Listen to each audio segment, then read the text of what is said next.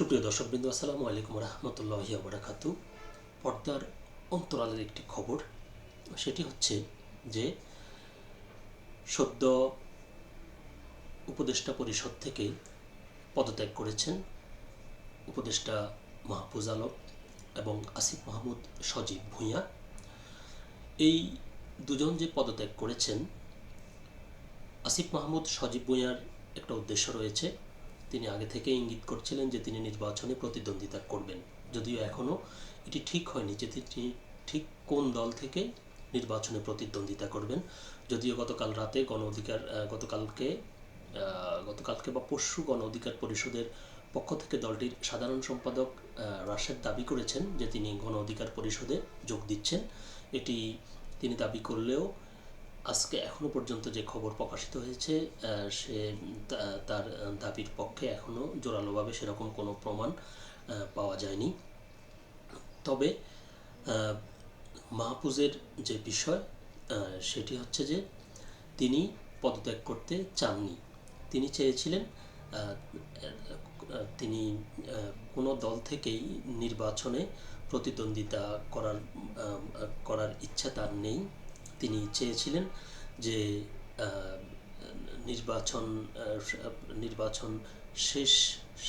নির্বাচন শেষ হওয়ার পর নির্বাচিত সরকারের কাছে দায়িত্ব বুঝিয়ে দেওয়ার আগ পর্যন্ত যে এই উপদেষ্টা পরিষদ দায়িত্ব পালন করবে, তিনি ওই শেষ সময়টা পর্যন্ত দায়িত্ব পালন করতে চেয়েছিলেন, কিন্তু সেটি হয়নি। এজন্য যেহেতু তারা দুজন ছাত্র প্রতিনিধি উপদেষ্টা হিসেবে তাদেরকে সবাই জানে, তো যদি মাহফুজ উপদেষ্টা পরিষদে থাকে তাহলে সরকারের নিরপেক্ষতা নিয়ে প্রশ্ন উঠবে। এজন্য ডক্টর মোহাম্মদ ইউনূস ওই ঝুঁকিটি নিতে চাননি। তো মাহফুজ যদিও বলেছেন যে তিনি সরকারে থাকতে চান, কিন্তু তাকে পরামর্শ দেওয়া হয়েছে সরে যাওয়ার জন্য, সরকারের নিরপেক্ষতা যাতে প্রশ্নবিদ্ধ না হয়। তো এবং তিনি এক পর্যায়ে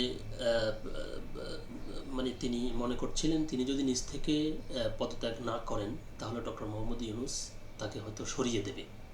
তো নিজের সম্মান বাঁচানোর জন্যই তিনি আর থাকেননি, পদত্যাগ করেছেন। তো চলুন দেখে আমরা সমকাল পত্রিকায় সেখানে এই বিষয়টি নিয়ে তারা কি বলছে। সরকারি এবং রাজনৈতিক সূত্র জানিয়েছে পদত্যাগে রাজি ছিলেন না তথ্য ও সম্প্রচার মন্ত্রণালয়ের দায়িত্বে থাকা মাহফুজ আলম।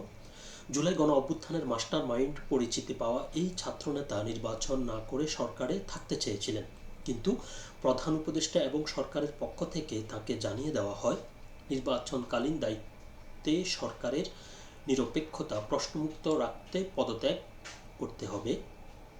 গতকাল উপদেষ্টা সৈয়দা রেজওয়ানা হাসান জানান, সরকারের নিরপেক্ষতা প্রশ্নমুক্ত রাখতেই দুই উপদেষ্টা পদত্যাগ করেছেন। একাধিক সূত্র জানায়, মঙ্গলবার মধ্যরাতেও মাহফুজ আলম পদত্যাগ না করে আগামী সরকারের কাছে দায়িত্ব হস্তান্তর পর্যন্ত উপদেষ্টা পদে থাকার ইচ্ছা ব্যক্ত করেন, কিন্তু বিভিন্ন পক্ষের পরামর্শ এবং সরকার থেকে সরিয়ে দেওয়ার আশঙ্কায় বুধবার সকালে পদত্যাগে সম্মত হন। তো এই যে প্রতিবেদনটি পড়লাম, এর মাধ্যমে কিন্তু বোঝা গেল যে তিনি পদত্যাগ করতে চাননি।